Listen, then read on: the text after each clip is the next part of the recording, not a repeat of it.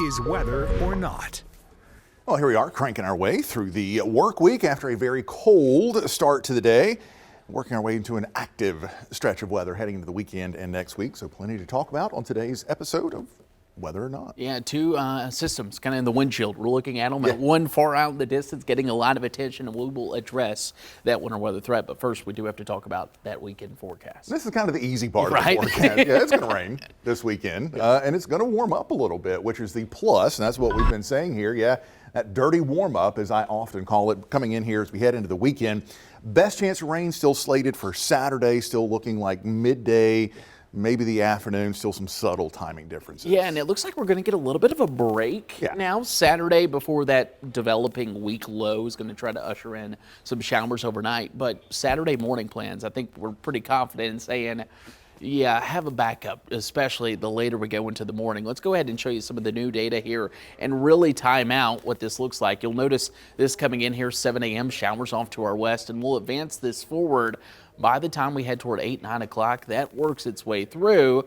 And like Jamie mentioned, I think by the middle of the afternoon, the worst of this is out of here. Yeah. Not a heavy rain, but a steady, gloomy morning. Yeah, I think we get kind of a decent little soaking rain. We'll take what we can get at this point. Then we may try to get a second round that comes in here as we work our way into late Saturday night into the morning hours on Sunday as a secondary little area of low pressure develops.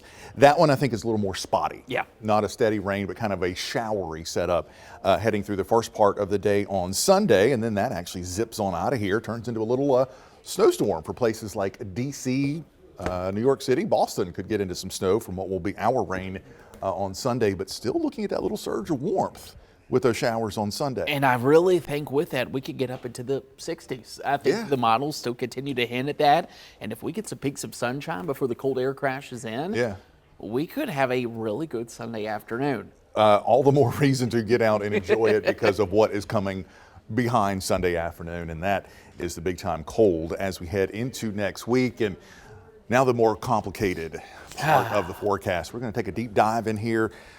Man, talk about windshield wiper. That's what the models continue to do, which is very typical at this point. When you're tracking a big event, it is quite common to see those models just kind of waffle back and forth and back and forth. And you know, that is what the models will continue to do over the next several days. We expect that. However, for the second day now in a row, the weather predictions that are coming in and keeping that 30% chance of winter weather potential for our area, there's been a slight adjustment about 10 to 20 miles south, but we're still right there. And I think for snow lovers, if you're a fan of winter weather, this is right where you want to be as we head into next week. Yeah, it is. It is. And, you know, 30% doesn't sound like a lot. If we were saying a 30% chance of snow tomorrow, you wouldn't be overly excited. Yeah. 30% chances 5 to 6 to 7 days out. That's pretty decent. And I put out a tweet this morning calling this sort of a high potential, but also a high bust potential kind of a setup. We could get impactful winter weather. We could also not. and it's so tricky, and we're going to kind of unpack the science of it and just kind of show you what we're thinking here. So let's talk about next week. I am confident, Jamie is confident, our entire First Alert Weather team is confident that the cold air is going to be there. There's no doubt in my mind. Temperatures are going to drop down. We'll be in the lower 30s for highs. We'll even see a period there as we go into Monday and potentially all the way through Wednesday where some areas won't even get above freezing. And that brings up pipe bursting cold potential around here. Been here a long time. It usually takes about 24 hours roughly of temperatures down below freezing. Once you get that long and longer, that's when we start to run into issues. And these aren't the coldest temperatures we've ever seen, but again, the longevity of it could pose some pipe issues, because basically from Sunday morning through mid-morning Thursday, most of that time potentially is going to be spent with temperatures at or below freezing, which is very unusual around here. And certainly cold too as we head into the forecast. All right, let's talk about the setup here, because we refer to this, the cold, we'll check that off. Yeah. Let's think of this as something maybe we're a little bit more familiar with and talk about maybe hurricane season. We do that a lot here. Yeah. We don't do winter weather a ton. Yeah. Think of this as like your chance of development. Yep. We're 5 to 7 days out. There's a chance of development in the Gulf. We're watching it. Same story. Low pressure's there, and most model data continues to suggest we will have a system develop. There's a couple of outliers that don't, but that low pressure develops sometime in the Gulf of Mexico as we head into the weekend and early next week. That is process one. So now You gotta have that to have process two. Now let's assume it develops. Yes. And that's where we bring in our next set of questions, which is the track it takes. And also with this setup, timing is going to be a little bit critical as well. Yeah, 100%. This is our winter weather spaghetti models. Yeah. This is Yeah. this is literally where we talk about that mile difference it separates every time we're tracking a tropical system. Same story here as we go into this forecast. And I want to make sure that you know, if we were in hurricane season and someone were putting out hurricane model data 7 days out, you probably wouldn't think twice about it. Yeah. So why are we different for winter weather? And I want to make sure we set that clear. It's the same pattern, but I think there's a little bit more of an intricacy. So let's go ahead and show the model data here. And I love what you did with this last night, talking about the model trends, because it's very easy when it comes to winter weather to say, all right, let's focus on the latest data one run at a time. That's not the easiest solution though when it comes to winter weather. Yeah, you can't. You sort of have to start looking at trends, especially this far out, because we're not in that zone where we can start getting details, and we're not in a zone where we're still yet to get reliable consistency in our forecast model. So what we've done here is we've taken the GFS model, the European model, and adding a new one into the mix this week, the European AI, which is basically the European model, but it also has some artificial intelligence technology built into it. And we're taking the average of what these models have shown over the previous 24 hours. Yeah, and I love this because it does tell you the trend. The GFS has consistently been south or been colder and dry. You can see that. The snow stays to our south in that latest 4 model data. The Euro has been right over top. It has. Of our area. It has. And then, of course, the Euro AI model has been consistently showing some winter weather, at least in parts of our area, but potentially a little bit of a warm up for what would be a rain scenario. So still, that doesn't completely clear things up. So then we go to our next tool in the toolbox. And yeah, this is the Model Mania, the deep dive. We are taking you way behind the curtains on this one. Yeah, get ready. The curtains are open, and this is how we forecast these complex systems. So what we just showed you was the operational model. It's the parent model basically often seen. We have multiple varieties of those.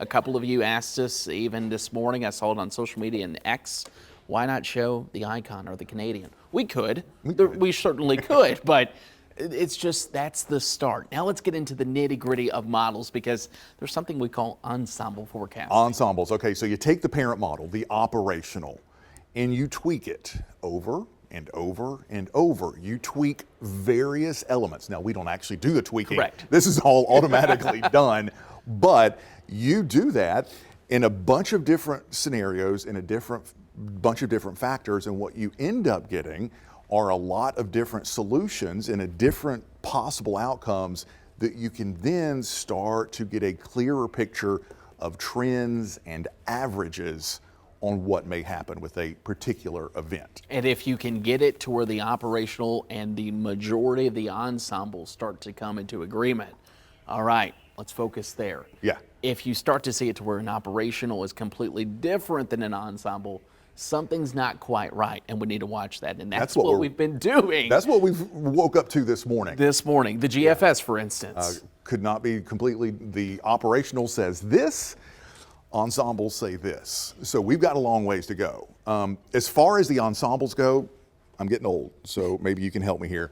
I know the European has 51 ensembles. Members. Yeah, so you take the parent model and you run it 51 different times. I can't remember how many the GFS has. It's like 40 something, yeah, 46, and then there's also a branch of that goes even deeper. But think about this, that's already 100 different solutions for the forecast that you're asking for. Yeah. 6 days out. Yeah. And that's where we're at, and that's the full transparency. There's nothing to hide here. Yeah. We're not getting paid by the grocery stores or anything like that. But I think it's a really good interpretation for especially the diehard weather fans. One of my college professors always said this: go into the model data, especially the operational models, assuming they're wrong, and find what's wrong about them. And that's where the ensemble forecast can really help tell the story as we go into the day. Yeah, the bottom line is it just gives you a cleaner, less volatile picture. Yeah. You know, we went from the GFS yesterday showing a massive snowstorm here to today showing nothing. but then warming up and raining late next week. The ensembles, Yeah. much steadier, much easier. Not going to get those dramatic changes. And we're going to continue to watch it. I'll be honest with you, that's where we're at. This is where the trends come from. You can't really have a trend, like we said, with one run. So now that we're 6 days out from this, at least the potential, we start to watch it over today, tomorrow, even Saturday morning will be critical for us as we go in 4 to 6 days out. So is it more likely or less likely? If you're looking for the precip, Jamie, snow, ice, rain, you're not going to get that from us anytime soon.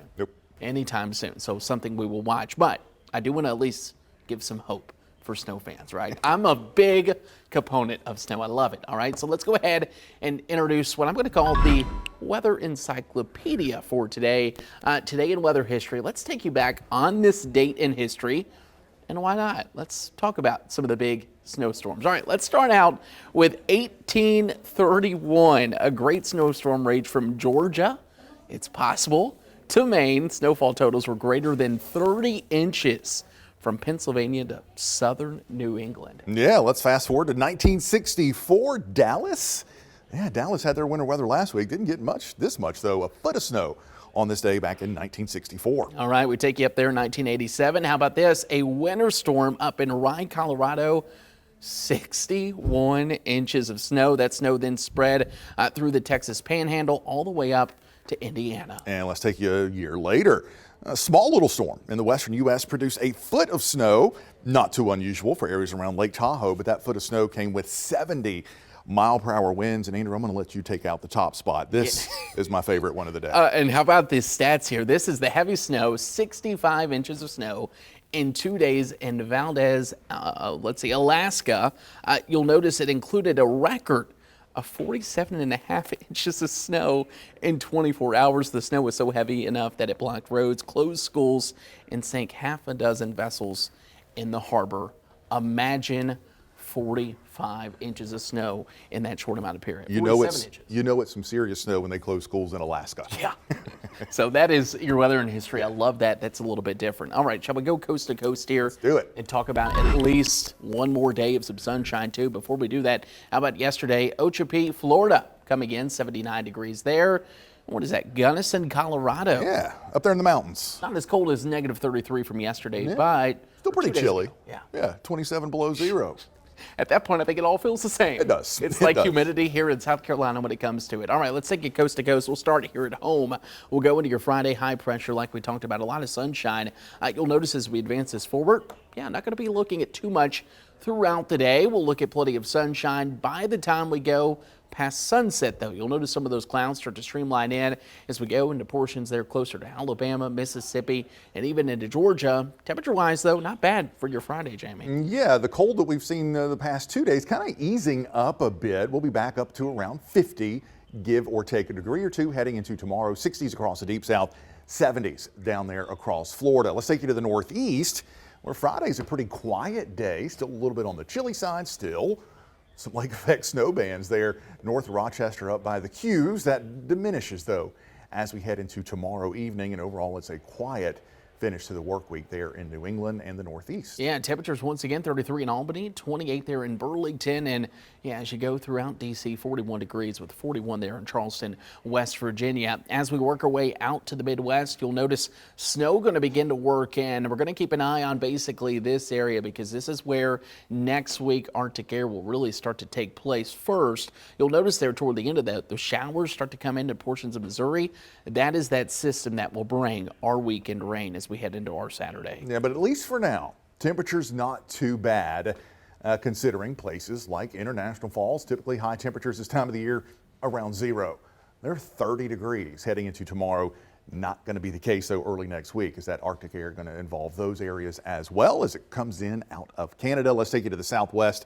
And again, this is our boring spot. Not much going on. Yeah, snooze alert again. A couple of showers, Arkansas into Missouri. Otherwise, it's very quiet across Arizona, New Mexico, and into Texas. Yeah, and quiet. They were in the 60s in Texas, like in Abilene. They'll be into the 70s, at least for the Friday, and they'll continue those 70s and 60s as we head throughout the forecast. And then, of course, we go up to the Northeast, how about the West Coast? I'm over here saying Northeast. The West Coast, where you'll see the snow showers once again continuing, especially up in the mountains in Wyoming. Meanwhile, can't find a drop of rain, and that continues to be the story there in California. Yeah, and still mild there across the Southwest. 50s, 60s there across Southern California, but bone dry.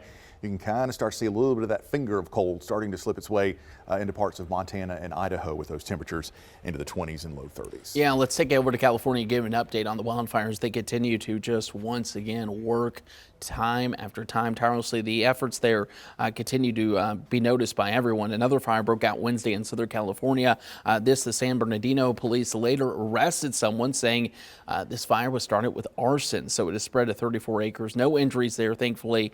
Meanwhile, the Eaton and Palisades fires continue to burn, but the confidence is increasing, unfortunately, too, that another Santa Ana wind event is expected next week. We talked about how they would calm down for this week, and then as we head into next week, start to see that wind ramp up. And unfortunately, hopefully they'll be able to make some progress as we head into the upcoming weekend with still a very dry forecast. Yeah, and you know what's really interesting about those Santa Ana winds? Believe it or not, we are actually directly connected to that, because the same massive Arctic area of high pressure that's going to dive into the middle part of the country, bring us our record potential long cold snap next week, also provides the favorable setup for those Santa Ana winds. As that dry air rushes down through the mountains, you get those Santa Ana winds. So 3,000 miles away, but connected by weather. Yeah, weather is a fluid. I say it all the time. Let's go ahead and take it to our See It, Snap It, Send It for today. Once again, it's our favorite photos that you continue to send in. How about this coming in from Tina Vucci? And you'll notice, yeah, the color out there, even some clouds. We got some shades of pink. And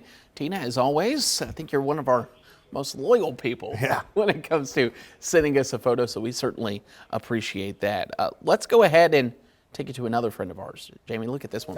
Debbie Matter. I love the patterns created by Frost. Same. I think they're absolutely beautiful and so different all the time. Yeah, frost, and then especially like in Kentucky, we'd get the unique frost flowers that would form too. Fun stuff. Oh, it's really fun. You can see the patterns too. That and the snowflakes, we heard that yesterday coming up. And of course, as we continue to focus on the weekend rain, we're also putting a big emphasis on the potential for winter weather. You're going to be live tonight answering a lot of questions. Yeah, coming up at 7:30 tonight, a special First Alert Live coming up on WBFnews.com. You can also join in through Facebook Live. And again, answering your questions, so you can either pop in live or pop over to my Facebook page or even on X. If you have some questions you want answered, I'm going to be tackling those and taking those questions live heading into this evening. And we're going to take an even deeper dive into the Model Mania. We're also going to break down whatever today's latest data is going to show. Yeah, this morning I had 11 inches on my weather app on my phone, and now I have 0. So I'm sure you'll take a little deep dive into that. The First Alert Weather app is a great tool when it comes to winter weather and, of course, human input. Yeah. A big emphasis. I think you'll hear that tonight at 7:30. But Friday Happy Hour coming to you tomorrow. I'm ready. And we can't wait. The weekend is almost here. We'll see you tomorrow for another episode of Weather or Not.